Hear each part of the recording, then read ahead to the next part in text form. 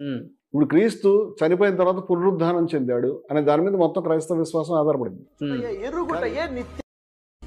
ఎప్పుడైతే ఖురాన్ని విశ్వసిస్తున్నానో ఖురాన్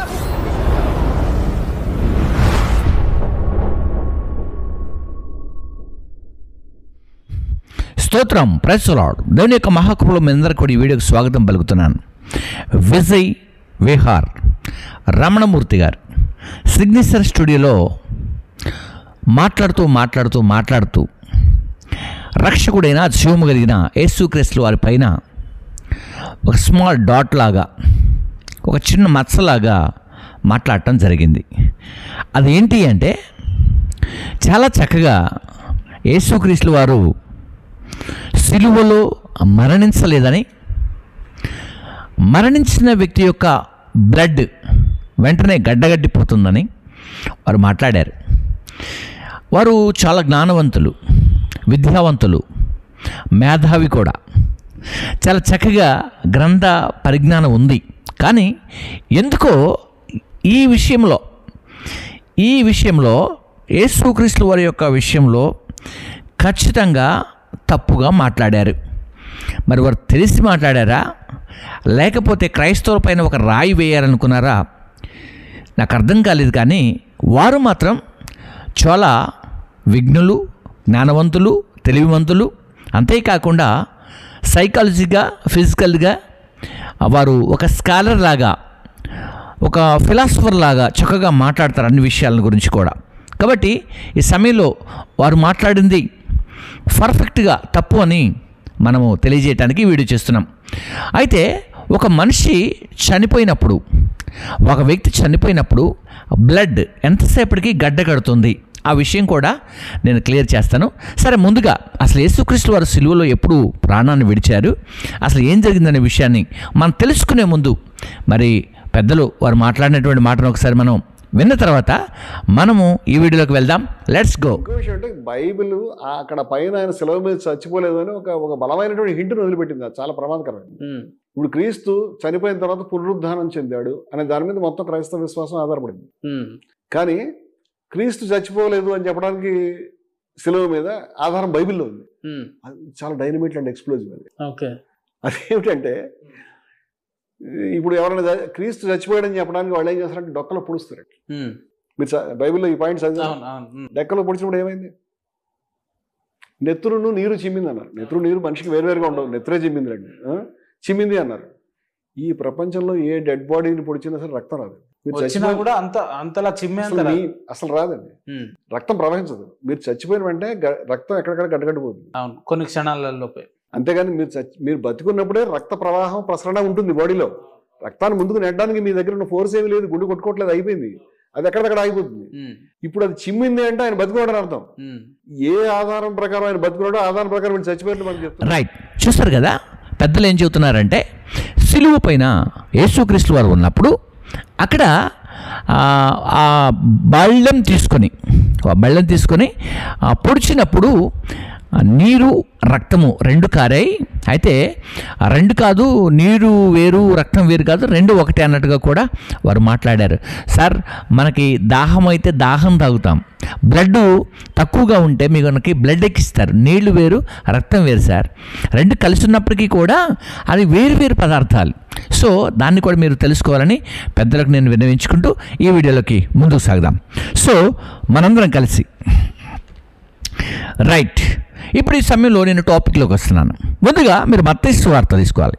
ముందుగా మత్తయి సువార్త పరిశుద్ధ వేద భాగం నుంచి మత్తయి సువార్త 27వ అధ్యాయము 27వ అధ్యాయంలో ఒక అద్భుతమైనటువంటి విషయం చూద్దాం. 46 వచనం, 27:46లో ఇంచుమించు 3 గంటలు యేసుక్రీస్తు వారు అంటున్నారు, ఏలీ ఏలీ లబ సమస్తాని అని బిగ్గరగా కేక వేసును. ఆ మాటకు నా దేవా నా దేవా నన్నెందుకు చేయి విడిచితివి అని ఆ మాటకు అర్థం. ఓకేనా? రైట్, ఇదే విషయాన్ని మనము లూకాసు వార్త 23:46లో క్లారిటీగా అర్థం వచ్చేటట్టుగా ఇక్కడ రాయబడిన మాట. ఇది చదివిన తర్వాత మీకు వివరిస్తాను. ఓకే? అప్పుడు యేసు గొప్ప శబ్దముతో కేకవేసి, తండ్రి, నీ చేతికి నా ఆత్మను అప్పగించుకుంటున్నాను అనెను. ఆయన ఇలాగూ చెప్పి ప్రాణమును విడిచెను. సో అర్థమవుతుందా? ప్రాణమును విడిచెను. Okay, right. ఇప్పుడు మనకి రమణమూర్తి గారు పెద్దలు వారు ఏమంటున్నారంటే, సిలువలో యేసుక్రీస్తు వారు ఉన్నప్పుడు, అంటే ఆయన సొమ్మసిల్లినట్లు లేకపోతే ఆయన్ని ఈటితో పొడిచినట్లు అప్పుడు బ్లడ్ కారినప్పుడు ఆ మనిషి బ్రతికే ఉంటేనే బ్లడ్ కారుద్దని చెప్పారు. సార్, ఈ విషయాన్ని మీకంటే ముందు రోజుల్లో బ్రదర్ షఫీ ఒక ముస్లిం వక్త, సో వారు కూడా సిలువలో యేసుక్రీస్తు వారు చనిపోలేదని చెప్పి చాలా వీడియోస్ చేశారు. వాళ్ళు చేసి అలసిపోయి చివరకు యేసుక్రీస్తు వారి గురించి ఇలా మాట్లాడుతున్నారు. మీ కొరకు ఈ వీడియో. ఖురాన్ నాకు కండిషన్ పెడుతుంది. ఏం కండిషన్ పెడుతుంది? నువ్వు ఖురాన్ని గ్రంథాన్ని విశ్వసిస్తున్నావు కదా, ఖురాన్ కన్నా ముందు దేవుడు అవతరింపజేసిన గ్రంథాలను కూడా నువ్వు విశ్వసించాలి, నువ్వు నమ్మకం కలిగి ఉండాలి, వాటిని కూడా నువ్వు నమ్మాలి అని చెప్పి కండిషన్ ఖురాన్ పెడుతుంది. మనము కలిగి ఉన్న విశ్వాసం ఏదైతే ఉందో, మనం కలిగి ఉన్న నమ్మకాలు ఏవైతే ఉన్నాయో ఆ నమ్మకాలు బైబిల్ ప్రకారంగా, వాక్య ప్రకారముగా, యేసు బోధ ప్రకారంగా ఉన్నాయా లేదా చూసుకోవాల్సిన అవసరం ఉంది. ఒక్కడైనా సత్యదేవుడైనా నిజమైన దేవుడైనా నీవు పంపిన యేసు క్రీస్తును విశ్వసించుటయే, ఎరుగుటయే నిత్య. నేను ఎప్పుడైతే ఖురాన్ని విశ్వసిస్తున్నానో, ఖురాన్ రైట్, చూస్తారు కదా, వారు అలాగన ఇప్పుడు కాన్ఫరెన్స్లోకి వచ్చేసారు. మంచిది. సరే, ఈ సమయంలో నేను ఈ మాట తెలుసుకున్నాను. ముందుగా మీకు ఒక విషయం చెబుతాను, చూడండి. యేసుక్రీస్తుల వారు 3 గంటల సమయం వరకు వాళ్ళు బ్రతికే ఉన్నారు సిలువలో. ఓకే, 3 గంటల సమయం వరకు బ్రతికే ఉన్నారు.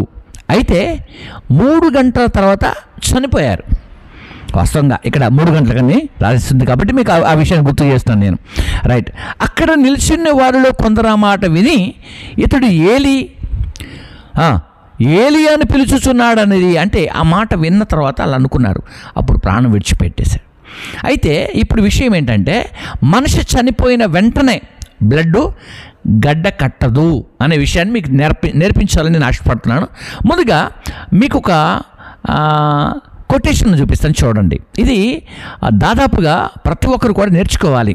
ఒక మనిషి చనిపోయినప్పుడు ఎంతసేపు బ్లడ్ గడ్డ కట్టకుండా ఉంటుంది అనే విషయాన్ని ఇప్పుడు నేను ఈ ఇమేజ్ చేస్తున్నాను ఒకసారి మీకోసం.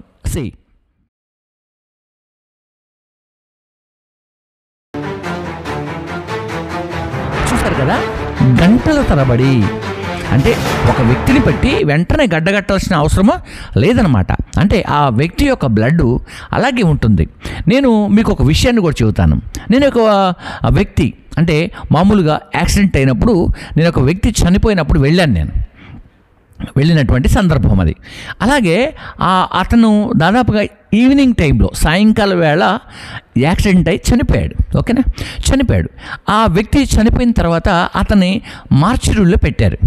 ఓకే, పెట్టిన తర్వాత ఆ వ్యక్తి ఆ యాక్సిడెంట్ జరిగి చనిపోయిన సమయం నుంచి ఎర్లీ మార్నింగ్, అంటే నేను యాక్చువల్గా 7:30కి వెళ్ళినప్పటికి వరకు కూడా ఈ చెవిలో నుండి ఈ బ్లీడింగ్ అంత బ్లడ్ కూడా ఆగకుండా కారుతూనే ఉంది.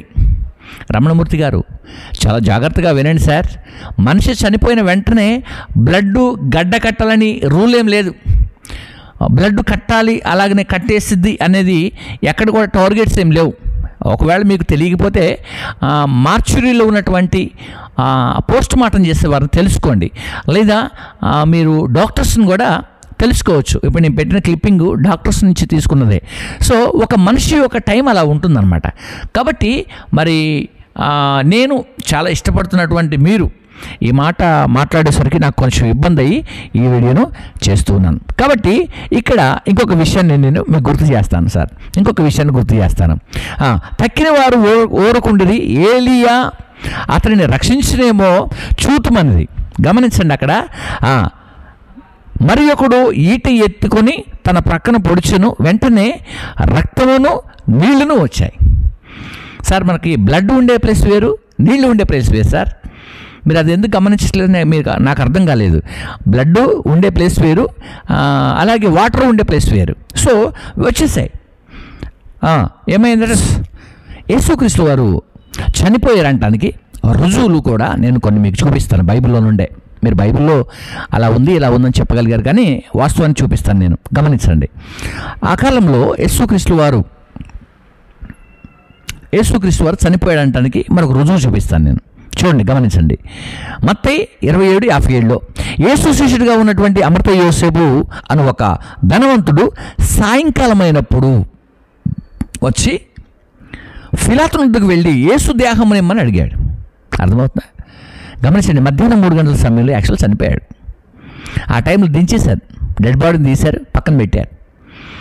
అయితే సమాధి చేయాలి కాబట్టి సమాధి చేయటానికి, సమాధికి తీసుకువెళ్ళటానికి ఇక్కడ అమృత యోసేపు అనే ఒక ధనవంతుడు, యేసు శిష్యుడిగా ఉన్న ధనవంతుడు వెళ్ళి యేసు యొక్క డెడ్ బాడీని తీసుకొని ఏం చేస్తాడో చూడండి ఒకసారి.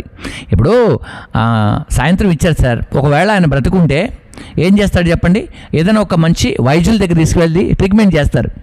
ఇప్పుడు యాక్చువల్గా బ్రతుకుంటే ఏం చేస్తారు చెప్పండి? ముట్టుకున్నప్పుడు బ్రతుకున్నాడు అనుకోండి, మీరు అన్నట్టుగా పొడిచాడు, పక్క నుంచి నీళ్లు రక్తం వచ్చాయి, 2 ఒకటే, పోనీ 2 ఒకటే అయినప్పటికీ కూడా అక్కడ బ్రతికే ఉన్నాడు. ఓకే, రమణమూర్తి గారు అక్కడ బ్రతికే ఉన్నారు సార్. బ్రతుకుంటే ఏం చేస్తారు చెప్పండి? ఈ టైంలో సాయంకాలం వేళ ఒకవేళ సిలువ నుంచి దింపేటప్పుడు బ్రతుకున్నాడు అనుకోండి, ఏం చేస్తారు చెప్పండి? So come to the point. ఏం చేస్తారు చెప్పండి? పాయింట్ ఏంటి చెప్పండి? సిలువ నుంచి దింపినప్పుడైనా లేకపోతే ప్రక్కన పెట్టినప్పుడైనా బ్రతికే ఉంటే మూలుగుతుంటాడు, లేకపోతే శబ్దం శ్వాస వస్తూ ఉంటుంది. అలాంటప్పుడు ఏం చేస్తారు చెప్పండి? చాలామంది ఉన్నారు అక్కడ. ఏం చేస్తారు? వెంటనే వైద్యుల దగ్గర తీసుకెళ్తారు సార్. అయితే ఇక్కడ చూడండి, మీరు గమనించండి. సాయంకాలం అయినప్పుడు అమృత యోసేపు వచ్చాడు. ఏం చేశాడు? అతను వాటికి వచ్చాడు, నిలబడలేదు. ఏం చేశాడు చూడండి, ఇక్కడ కార్యం చేస్తున్నాడు. యోసేపు ఆ దేహమును తీసుకొని శుభ్రమైన నారబట్టలతో చుట్టి, చూడండి ఎట్లాగో ఇలా చుట్టేస్తున్నాడు. ఆ కాలంలో యూదులందరూ కూడా అలాగే చేసేవాళ్ళు అనమాట. చుట్టేస్తున్నాడు. ఇలా చుట్టినప్పుడు ఏమాత్రం యేసుక్రీస్తు వారు కదిలినా వెంటనే ఏం చేశాడు? వైద్యుల దగ్గర తీసుకెళ్తారు సార్. కాబట్టి మీరు ఈ విషయాన్ని మిస్ అయ్యారు. Okay, right. ఏం చేశాడు చెప్పండి? నారబట్టలతో చుట్టి తాను రాతితో తొలిపించుకునేటువంటి క్రొత్త సమాధిలో పెట్టాడు. ఎవరైనా యేసుక్రీస్తు వారు శ్వాస కానీ చరణం కానీ ఉంటే సమాధిలో పెడతారా పోనీ? కాబట్టి మీరు ఈ విషయంలో చక్కగా తెలుసుకుంటారని ప్రభుపేట మీకు జ్ఞాపకం చేస్తూ, సిగ్నేచర్ స్టూడియో యాంకర్ గారికి, యాజమాన్యానికి, అంతేకాకుండా రమణమూర్తి గారికి ఈ యొక్క వీడియోని చూస్తున్న మీ అందరికీ కూడా ప్రైజ్ ది లార్డ్. దేవుని యొక్క మహాకృపలో మీ అందరికీ ఆయన కృప సదాకాలం ఉండునుగాక. బైబుల్ ఎప్పటికైనా సత్యమే బోధిస్తుంది, సత్యమే నేర్పిస్తుంది. నిత్యం సత్యం బైబుల్. Praise God.